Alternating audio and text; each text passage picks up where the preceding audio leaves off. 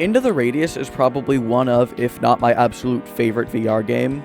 Possibly games in general, actually. I mean, this game is just extraordinary.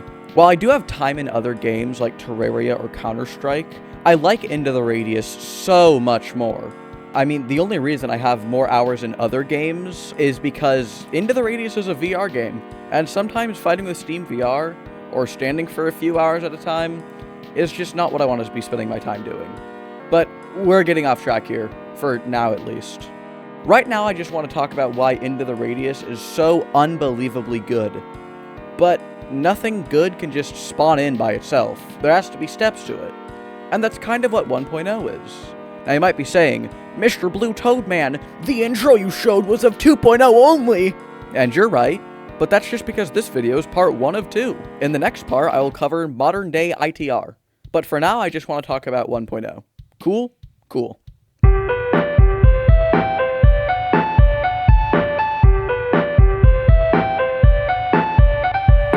Into the Radius 1.0 is the original version of Into the Radius. It came out back in 2020, where it quickly grabbed many people's attention with its in-depth systems, engaging gunfights, and huge open world map, something we'll return to later.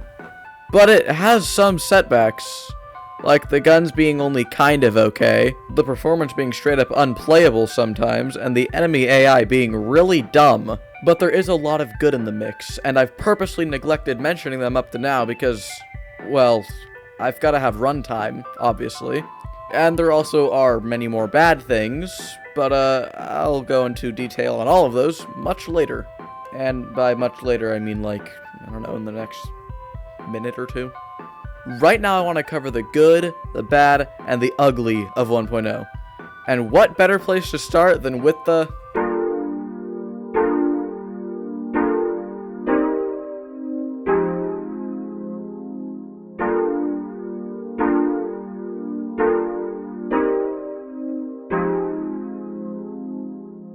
Gameplay and feel are two of the most important things in any game, especially a VR game. If you're playing a game and it doesn't feel good to play, then that will kill most immersion almost immediately. That's why it's so important to make sure your game works. No worky, no play-y. Anyways, remember when Bone Lab first came out? Long loading time, glitchy physics, walls that you could literally walk just straight on through. It was a mess. The game did not feel good to play. And some of those issues are still relevant as of writing the script. There's one wall in the Ascent that you can just walk right on through. Crouching and uncrouching as tall characters will launch you across the map, and just some other generally weird things that didn't make it unplayable, it just made it unfun. The only reason I play Bone Lab over Boneworks is because of Fusion and the improved physics. Yes, the physics did get better. Now you're probably thinking, why did he just yap about Bone Lab? Well, my dear viewer, that's simply because Into the Radius also kinda had some of those issues. I mean, comparing a physics-based VR game with full-body interaction and a game about slow action and open-worldness, yeah, you're not really gonna get the same issues. But I don't really have much else to compare to, so get over it. The issues that 1.0 have are, well, let's just say if you're playing 1.0 after playing 2.0, there are going to be a few things you notice. The first thing you'll probably notice is that your wrists are pointed down at an awkward angle, which will make it harder to aim and shoot, especially if you have over 100 hours in 2.0, like myself. Now there are some things that you can do in the settings that will fix this issue. Just set your wrist angle to be different. But then this makes holding properly optimized items weird. Knives, energy drinks, flashlight, all that stuff. The guns also feel weird. If you have a two-handed weapon and try to grab the second grip point while you're walking, then it gets all weird and throws it off. So if you want to two-hand your gun, you gotta 1. Stop where you are and move your hands up. 2. Grab the gun and bring it up. 3. Then you can start walking again.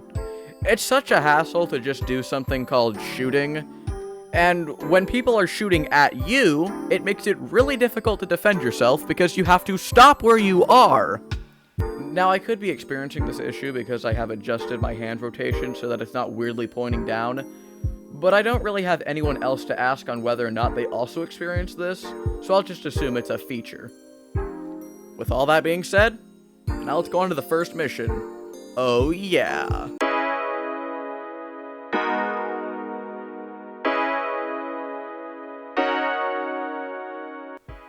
Mission 1. Run out and grab a fragment core. They're over by the depot area.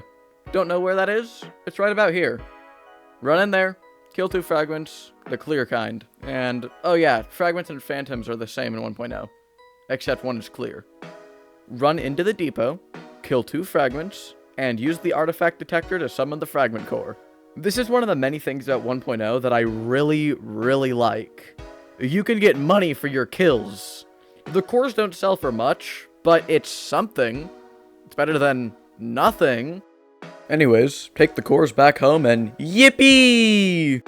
Now, I feel like I should clarify, I'm not going to cover every single mission. That would take way too long. So, I'm just going to cover the important ones. Mission 2, the black box. You've just learned that a helicopter crashed in a swamp. The helicopter had something very important in it. This would be the black box. Look at that, the name of the mission. You are asked to go out and get the black box so you can bring it back. You are also informed that there is a weapon stash on the top of the crane. You go out into the zone, kill a few enemies, and you see your crane. You start heading towards it, but when you get close, you realize the crane is like really messed up. I mean, this thing looks like it's going to be a pain to climb. Oh, and it is, let me tell you. I mean, this crane sucks. There's even a part of the crane where it looks like there's a normal ladder, but when you try to grab it, it falls. So if you put your trust on the ladder, good job, you fell to your death. However, if you did make it to the top by simply being patient, you would get to see one of the best views the game has to offer. I mean, this is great. Look at that. Walk across the scary piece of metal, and boom, you get your Mosin Nagant. Yippee! Now that you're up here, you can very easily see your next objective. Just look west, and there's a helicopter. Climb down, make sure you don't fall and die, that's pretty important, and make your way over. You will have to go through an anomaly field, because the helicopter is in the middle of an anomaly field, and located in said anomaly field are a few enemies. Nothing more than a few phantoms and spawns, but when you're surrounded by anomalies, it can be quite nerve-wracking, so make sure you remain calm. But if you know how to kill phantoms and spawns, then you're gonna be fine. Pick up the black box and head on home. And make sure you don't drop it right before the exit, like I did. Congratulations, you won the second mission! Except the black box you just recovered is actually terrible. Yep, the whole thing you just spent your precious time getting is so damaged, whether it be water from the swamp or, you know, the whole crashing thing, it's damaged. Now you get to go get another one. Mission 3, Second Chance. Good for you, bad for the living people, a second helicopter has crashed. Only issue with this one is it's located further into the exclusion zone by the Balaki village.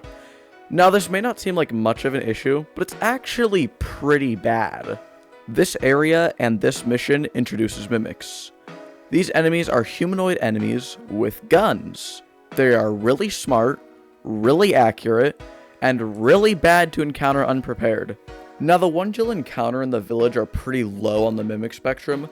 All they have is a Makarov, so these specific types of mimics are really only deadly when they're in groups. But back to the mission. The village is located around here. When here, shoot your way through some enemies, phantoms, fragments, mimics, and spawns. Once you get your way through them, you can pick up your box and take it home. Good job! That was pretty easy. And inside the black box, it was found that there was a mention of a giant floating creature near the center of the zone. It's your job to go out and take a picture of it. Now you might be wondering what this creature is called. Well, it's called... How do you get a picture of something if you don't have a camera? Well, actually, it's quite easy. Just go into the zone and find a camera yourself. Of course, there's a marking on your map that tells you where the camera is, but it's pretty out of the way. In order to get to the camera, you gotta go through an anomaly field. When you get there, you will also find Katya, someone who I'll go into more detail in the story section of the video. I don't really care right now. Take the camera and run away! Go to the middle of the map, or at least almost the middle. Now, the harvester wasn't really described to you. You might be wondering what it looks like, or how exactly you can identify it. You know it floats, but there's a lot of floating things in the zone. Well, this is what it looks like.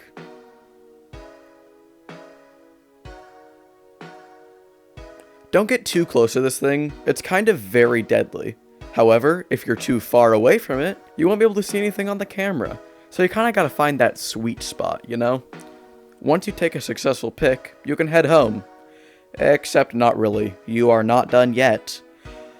The harvester summons little creatures to protect it. I don't remember what they're called, but I'm sure I'll put it up on the screen. You need to kill 4 of them. They're kinda like mimics because they shoot at you. After you kill 4, you can finally head home with your camera and turn in the mission. After that mission, you should have a good amount of money, and you're going to want to spend it before the next mission. The next mission is very long, and it's also pretty difficult. The weapon I ended up going with was the SKS because of the fair damage it can throw at enemies, and the funny stick of death at the end of it, something we will return to later. For the mission, you're going to have to go to the Zarya factory, which is about here on the map. The way there isn't that bad until you reach the quarry. The quarry is the best way to go because you can take out enemies that would otherwise be a pain, plus the ability to not be sniped. Though you do want to be careful because around the corners down here are plenty of mimics who will shoot you a few times. That's kind of their thing. The thing that makes this place scary is the fact that you have a chance to run into sliders. Sliders are teleporting enemies that deal a ton of damage.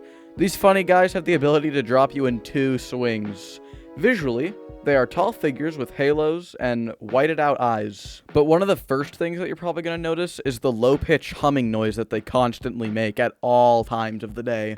And the whooshing noise that they make when they teleport around that can be heard far before you see them, which makes them easier to avoid. But if you've lost 2 deathless attempts to them, it will actually make you far more stressed than you need to be. Now, one of the funny things in 1.0 is that they actually have a lot less health than they do in 2.0, but they are still really powerful. They do pack a punch. After making your way through the quarry, you'll come up on the factory. Here is where you will be restoring the power, but before you can do anything, you have to clear the room where the switch is located. And there happens to be a lot of fragments and mimics here, but more so fragments. How many are there? Fragment after fragment after fragment. Yeah, you get the point. Probably. But there are so many. After going in there and hearing Katya yap some more, you can finally flip the switch and head to a different place on the map, which is right about here. Here, there will be even more enemies. Who would have thunk it? But there is something very neat about this place. The objective is underground. So after fighting all the enemies, you get to climb down a ladder, and if you're claustrophobic, this is going to be fun. Here you have to crawl through an underground maze that is half submerged in water with enemies waiting for you. Also, when I filmed this part, I got a weird glitch or bug or something, where a mimic that was outside was still trying to shoot me while I was underground, which was kind of annoying. Anyways, after fighting your way through the underground, you should find the documents and skedaddle. There is another mission built into this mission that you can do to get extra money, but I'm not going to cover it since I don't have footage of it. After you get back home, you get to collect a really fair amount of money. In fact, I'd say it's over fair, except I spent it all on ammo and weapon repair so I could do the next mission. You might do something else with your money. I don't know. What I do know is that the next mission, the UNPSC needs you to collect additional... By this point, we are getting really close to the final mission, and I mean really close. For this mission, all you have to do is collect weather probes. How many weather probes? 3 to be exact. On the map, they will be located here, here, and here. Prepare well, as this could be a multi-day mission. For me, it was at least. I'd recommend you pick up the probe by the Lake Pond Swamp first, just because it's the easiest to get. One slight issue is, at the Lake Pond Swamp, you are 100% guaranteed to encounter a slider. And by guaranteed, I just mean extremely likely. Nothing's a guarantee in this game, I guess. However, they are everywhere in the Lake Pond Swamp area. So, you are probably gonna run into one, or 2, or all of them. Now, I thought this probe was kind of weird when I first got it. I actually kind of struggled a little bit, and that's because I thought it was in this anomaly field. But really, it's not. It's actually over here. While for the first probe, there's not too much to talk about other than the handful of sliders that you're going to encounter, probably. It does get much more interesting once you go to the train yard, because here it's full of action. Yeah, because the train yard is full of enemies. Oh, and anomalies. Yeah, you're going to find, like, many a mimics here, like, mimic after mimic after mimic. They all have guns, too. That's kind of their thing. Now here, there is actually a really big anomaly, or I should say multiple big anomalies, that are pretty important to this mission, called scythe anomalies. See, scythe anomalies have the really funny ability to one-shot you. Standing in the path of a scythe anomaly is a really bad thing. It hurts. You will die. They are all over in the train yard. There are also a lot of sniper mimics, sliders, AK mimics, machine gun mimics, and even more mimics. The train yard is scary. But 2 of our probes are here, so get over it, I guess. I don't know. To start us off with the first probe in the train yard, you're going to have to get onto the roof. How do you get onto the roof? Go into this building, kill a mimic or 2, then kill a few fragments, like 2 or 3, and then... Wait, where do I go? Ah, right. You gotta climb across this bar here, drop down onto this other bar, and then walk onto this thing. Then you climb out a window, where there is probably a mimic waiting for you, so you gotta take care of them first, and then... probe time! Yeah, you win. The next probe is located over here, on this thing. Oh, wait, no, that's silly, it's not located on that thing. It's actually located on the ground, over here, on the ground. Not high up or anything. You'd be crazy to think that. What? Kill a few enemies, and this is where the scythes are important to take mind of, because one of the probes is in range of a scythe, so you gotta grab it quickly. 3, 2, 1, go. Go get it. Run. Alright, good. You're winning. Woohoo! Now that you have all 3 probes, you can go home. That's it. You win the mission. Woohoo! You just got a really good amount of money. You are on track to win. In the penultimate mission, you will want to stock up on ammo, healing items, knives, and food. When I did this mission, I ran low on ammo after buying, like, 10 boxes. I didn't run out, but it was really close.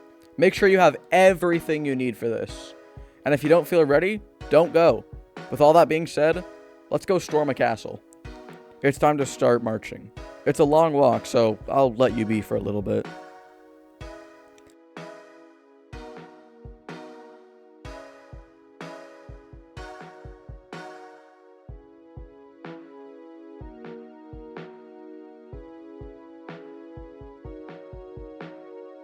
Welcome to, I don't remember what this place is called, but it is where the first part of the mission takes place. You gotta kill all the enemies here, clear it out completely. There are a few sliders here, so be careful not to make noise until you're ready to shoot the sliders and take them out. All of them out. I'd recommend shooting from a rooftop, because then you can take out all the mimics, fragments, spawns, and sliders while maintaining the high ground. Now that you've spent all your precious daylight clearing out the little town, you can head to the castle. Outside the castle, there are mimics set up ready to shoot you. There are also sliders. Now, for this part, I'm going to do a lot less talking and more showing, just because, I mean, this is a really good experience, and I want to try and put you into the video, you know? There are a lot of archways or walls or something, and there are mimics on them, so be careful when going through.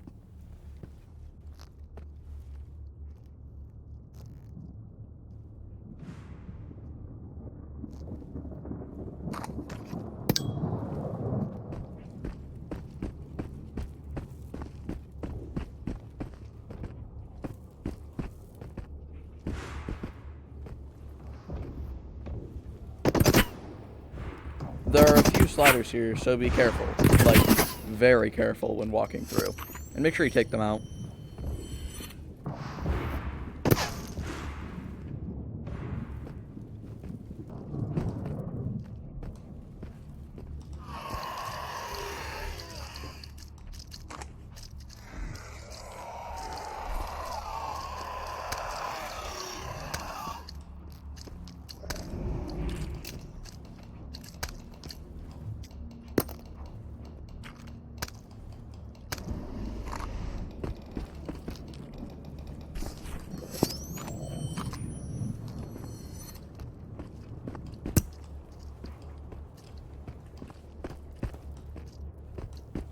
This thing here spawns different kinds of enemies every few minutes, which can make it difficult to proceed. And there are a few of them.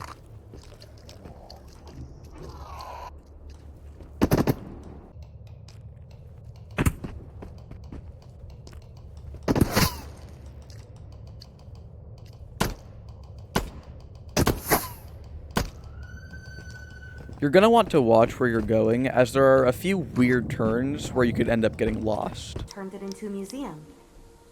And now this is all that's left. Can't smell the blood of past centuries anymore. Can't smell anything human. I wouldn't call myself religious, but maybe we're paying for the sins of the past. There it is. That's the artifact. You're gonna want to get out now. But because we spent so much time clearing out the place from earlier, it's probably around nighttime now. I was lucky and found a flare so that I could get out. You might be able to find one too. If you can't, it's not impossible to get out. It's just more difficult because of how dark it is.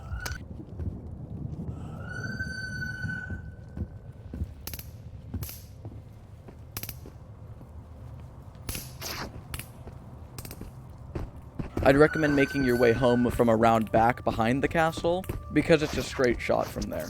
Maybe a few fragments and electric anomalies. And you made it home. Good job. You're now $10,000 richer, and you get to enjoy your time. Go out and explore, stay home and chill. It doesn't matter. You win. Yippee! You know, before the last mission, while you were describing it, you said penultimate, right? What? Oh great, this is just perfect. Magnificent. Fascinating. Fantastic even. So I lied. You don't get to enjoy your time yet. There is one more mission. This is where I actually got rid of my SKS and got the AKM, because by this point the AKM would be better. I also recommend getting some healing injections. Like, a lot of healing injections. And without further ado, the final mission. Welcome to the mine. I'm going to keep it 110% with y'all.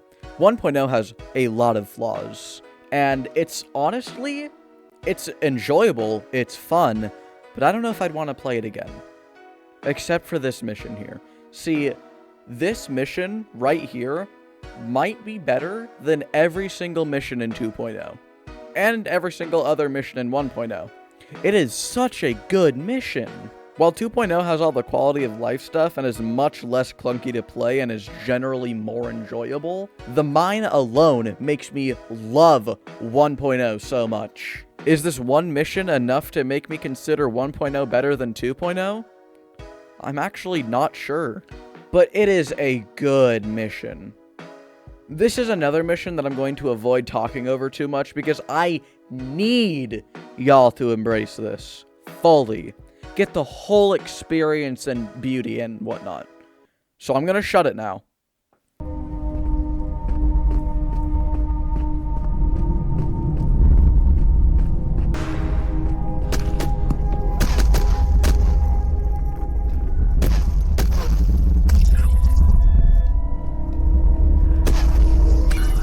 There are some huge scythes here. Very scary to be walking around. So I'd recommend going underneath them.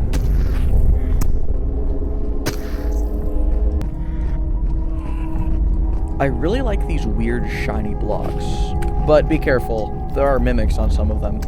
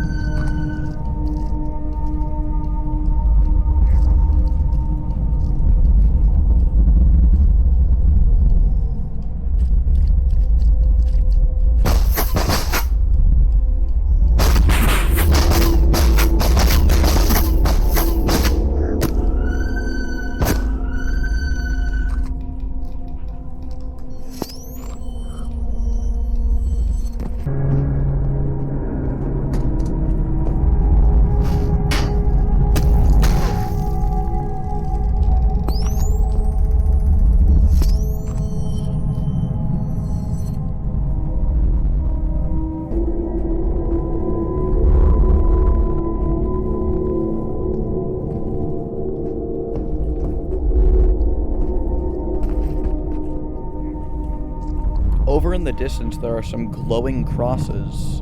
It really adds to the vibe of this whole place, you think?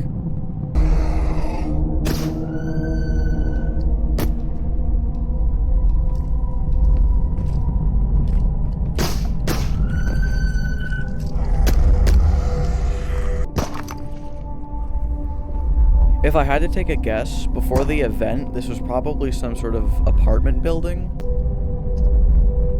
In here, there are a lot of indoor and close-quarter combat situations, so I'd recommend being careful.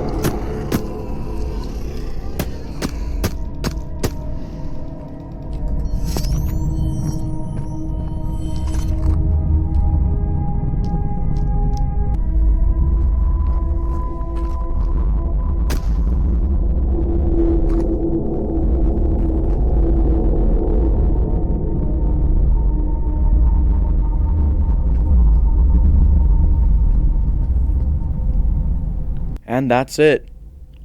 That was 1.0. Now, of course... Good evening, explorers. Fancy seeing you here. Who are you? My name is Synthetizzard, but I go by many titles, such as Lizardman, the Zard, and my personal favorite, Pechorsk's Strongest Moron. Interesting. Well, thank you for dropping by. Can I go back to my thing now? No. I have been boarded along to talk about the guns of Into the Radius 1.0, so let's get into it. One of my favorite parts about this game is the rather impressive catalog of firearms at your disposal. From pistols like the classic Makarov PM to battle rifles like the modern FN-17, also known as the Scar H, and just about everything in between. If you've got an unsavory situation that needs solving out in the zone, well, you're in luck. There's probably a gun tailored just for that. Being a game set in some nondescript Eastern European country, most of the hardware available is of the Russian flavor. We got regular AKs, small AKs, sneaky AKs, AK but two dudes named Telesh and Lebedev who shared a love for bullpups in the company of other men, got inebriated together one night in the 90s. And finally, AK, but the guy you need to shoot is way over there. Along with that, we have classics like the aforementioned PM, TT-33 Tokarev, Mosin Nagant, SKS, and many more. If Russian aesthetics or communism isn't quite your speed, we have more freedom-friendly options like the M4 Carbine and M9 handgun.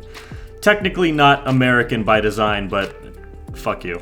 Even in the earlier 1.0 version of the game, there's still tons of options to choose and work towards, with even more added in the to-date version. Even though the variety wasn't lacking, they were still very clearly working on getting the ergonomics and functionality of these weapons down. For example, the Mosin Nagant, one of my favorite weapons, only really works when it feels like it, which isn't ideal when, for example, a slider is in your face. There's also the aforementioned awkward grip angle for pistols, which isn't really a big deal, but it is slightly annoying.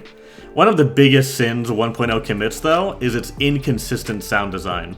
It ranges from pretty decent to it sounds like an airsoft gun trying its best impression at a real firearm.